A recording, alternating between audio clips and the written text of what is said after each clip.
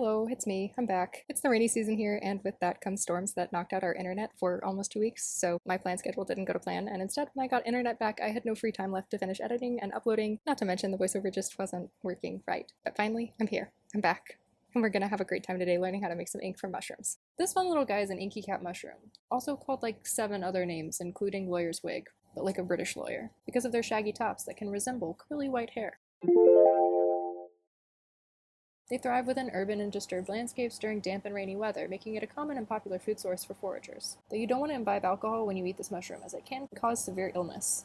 Known for its fast deliquescence, and honestly I'm still not sure if that's the right pronunciation. I kind of want to say deliquesce, but the Oxford Dictionary online said it was deliquesced, so I'm going to trust her just this once, but you know. And also I'm probably going to get it wrong at some point, so. This mushroom goes from pale and shaggy topped to a dark goopy mess before long. I remember these mushrooms because I was wandering through my yard. I saw the perfect ink puddles on the top of a mushroom and recalled the mushroom I found growing last year that became goop within a day. Of course, that mushroom was gone by the time I could stop to paint with the ink, but the desire remained. I needed to find out more about this ink. But first, I think we should grab a special assistant. Ah, here we go. Let's go pick mushrooms in the ring.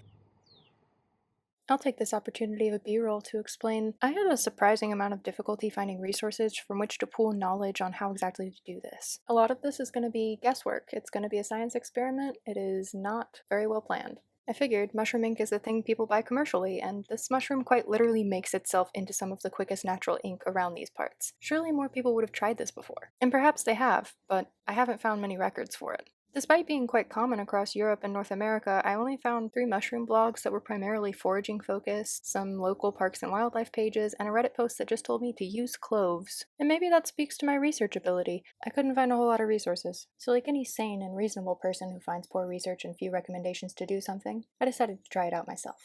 You know, the other day my mom was talking to her coworkers and they were saying that they picked some random mushrooms out of their yards because they were so colorful and they didn't do anything with them, but they were just so cool, right? And my mom told them that I'd made ink out of the mushrooms I had found, and they just kind of looked at her in silence with questioning stares, which is the same face she gave me when I first told her what I was doing. At least she's on board with thinking it's cool now and no longer thinks I'm going insane. I must be doing something right. Okay, we're doing this outside because the lighting inside is appalling right now. Basically, I saw some mushrooms, I decided I was going to make ink, and that's what we're doing right now. Obviously, that's already been explained to you, but now you're getting me explaining it again. Most of what I've seen has been a little inconsistent on what I'm supposed to do. I have the mushrooms that I am going to allow to decompose a little bit in the shed. So we're going to do that for 4 days, 3 to 4 days. I've leaned forward this entire time, so I might have been way too close. Sorry. The mushrooms are currently decomposing, and that's the update for now.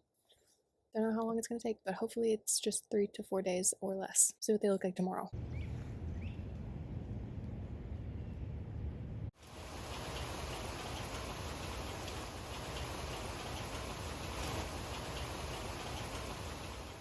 Okay, it's been a day. Oh, the AC unit went off. Perfect. Perfect. I have my container of mushroom. It is inking in there. I ended up taking off the tops because I thought maybe that would be a little bit of a faster ink process. I don't know that it really has a whole lot of impact on the quality of the ink aside from taking a little bit longer to decompose. And that's not the right word either. It's like, I want to say deliquesced, and I think that is the wrong pronunciation. You're right, that's wrong. It's deliquesce. I'll look up how to say it. I mean, okay, I just told you, but sure. We do have our mushrooms. They have definitely gooped quite a bit, which is what I wanted. I had mixed information on this. Some people said that I needed to wait 12 hours. Some people said 3 to 4 days. This is guesswork. This is a science experiment at its finest. I really have no idea what I'm doing. It looks like it has broken down pretty well. And since I didn't keep the stems in there, the tops had already started to turn inky. They should be good. So I have some rice paper and I have my brushes.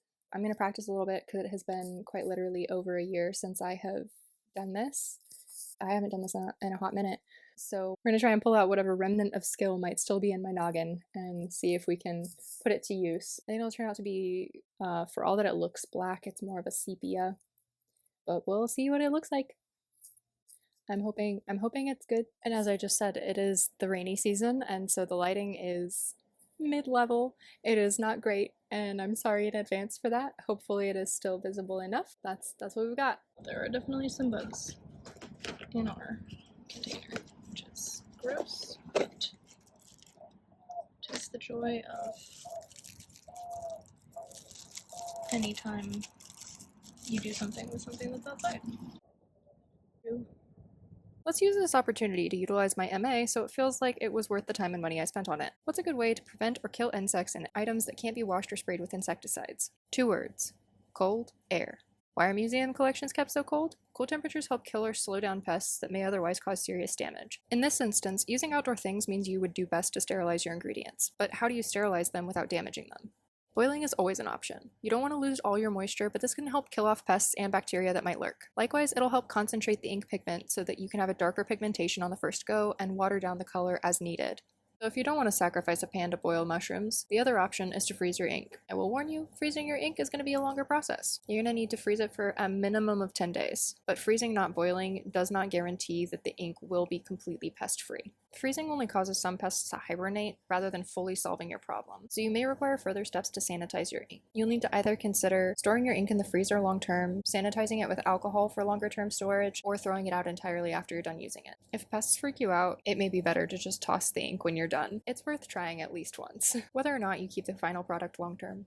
The flaw with boiling decomposing mushroom is the smell of decomposing mushroom. Honestly, with any of these processes, there's a risk that you'll end up with stinky mushroom scent following you like a particularly unwelcome Nazgul. And how can you barter to such a creature when you don't have the One Ring? Short answer, cloves. Pairs well with earthy scents, strong enough to cover or absorb smelly, especially damp smelly, smells. And also they're just kind of a nice spice. So I added some cloves to my mushrooms when I first put them into the container before I wrapped them and sealed them and let them start decomposing a little bit. I don't know if it really matters if you put them in early or late, but that's what I did. I strained and then froze my ink. Since I didn't boil it, I sanitized my brushes with alcohol after using them. Most larvae and bacteria are killed upon contact with alcohol, so it's good as a starting point. As a quick aside, when the mushroom ink dried, it definitely dried a lot lighter than I expected on paper, so I would definitely recommend boiling it down or mashing up more of the big mushroom chunks into the ink or giving it extra time to deliquesce. While we let our frozen ink thaw out, I'm going to pull out some normal calligraphy ink to do a few practice runs. As I have previously noted, it has been a while since I've done any ink-based brush painting or calligraphy. I actually first learned how to brush paint during a summer camp based around exposing kids to Chinese culture and customs, which I suppose is kind of a niche summer camp activity. But if it wasn't clear already, I was a very cool kid, and as such, normal summer camp just wasn't for me.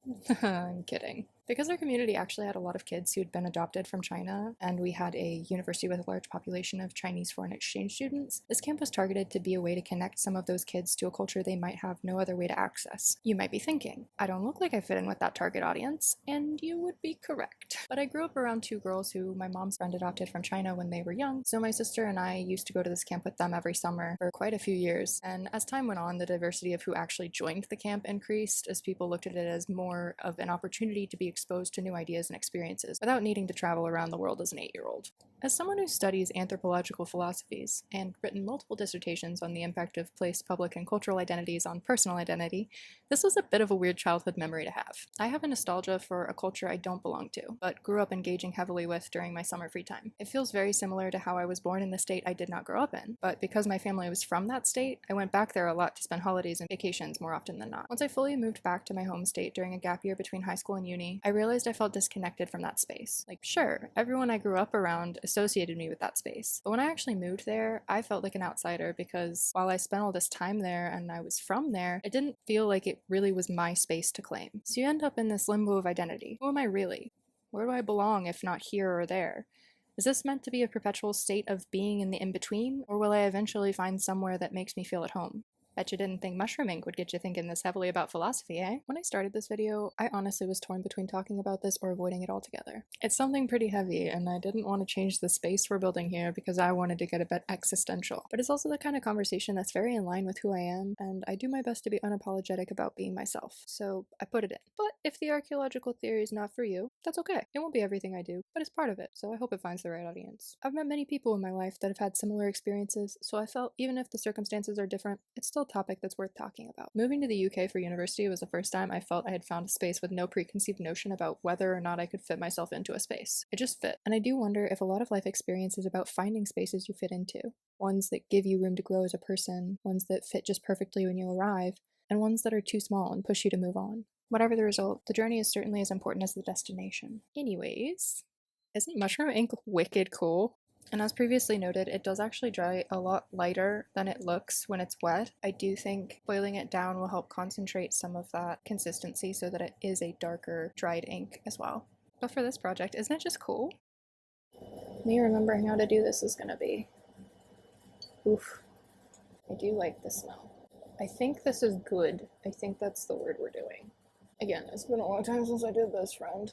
The calligraphy would probably be a whole lot more impressive if I jump cut to the end and you can't watch my existential crisis as I try to recall 15-year-old calligraphy knowledge. If you don't like bugs, just skip a minute ahead. While I'm editing this, I have a drink with some strawberry puree in it, and I just spat it out because a strawberry chunk unexpectedly came up the straw and scared me so bad texturally it reminded me of the time when we were moving and a blue bottle fly went down my straw, and I learned that I would never be able to eat a diet of singularly bugs because the speed at which my body immediately rejected that fly is definitely not food was faster than Matthew McConaughey being identified as Texan. If the world goes to a bug-based subsistence diet, I just won't make it. Make a note now. I will never be the next Bear Grylls, and I'm at peace with that. Anyways, it was just a strawberry and not a fly, so like it's fine, don't worry about it. Speaking of bugs and straws, one time I was on a dig site and I had left my water bottle sitting out by a trench for a while, and when I got back to the hotel for whatever reason I just hadn't felt the need to hydrate, which is weird because I tend to be better hydrated than a frog on a hot day. When I finally decided I wanted to have a sip of water, I got this weird feeling not to just immediately drink out of the bottle, and instead shone my phone torch down the straw, and lo and behold, a spider had made its little funnel web down my straw, and it was still inside the straw, just waiting for me to take a sip and accidentally eat both spider and web. Needless to say, I don't normally drink anything from a straw without checking that nothing has accidentally crawled their way down into them. Wow, it smells so clovey, like surprisingly clovey. So that's good, which is adequate.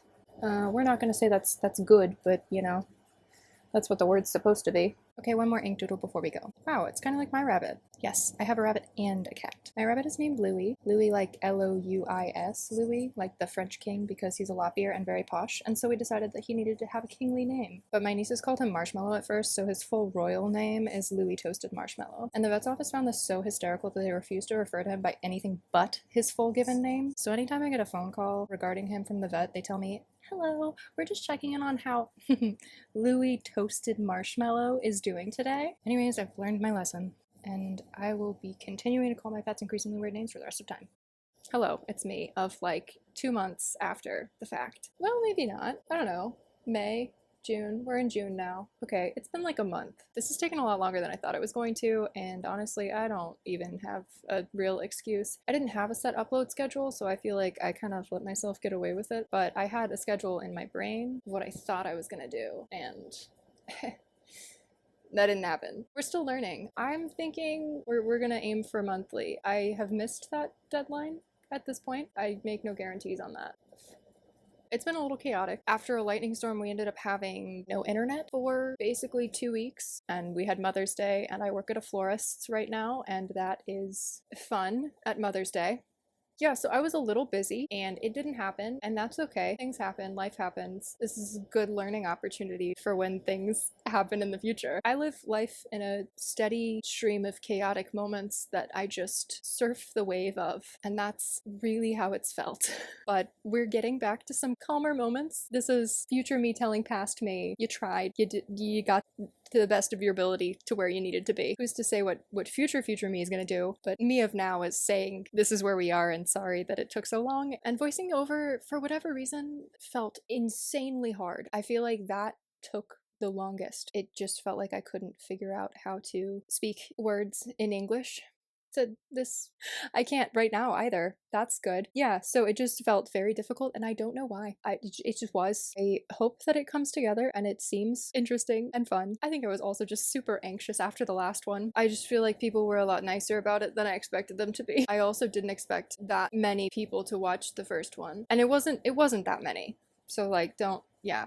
We're good. But it just was, I told some of my friends, and then it was not just my friends.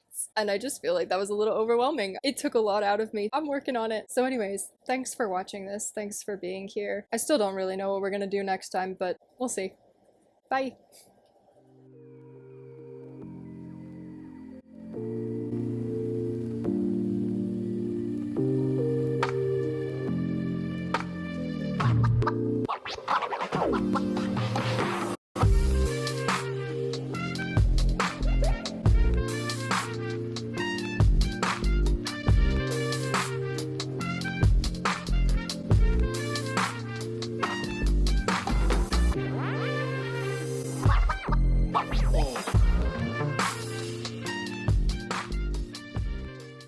There's a spider web.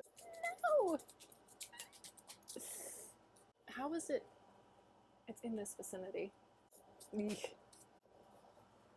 Got it. Okay. wicked.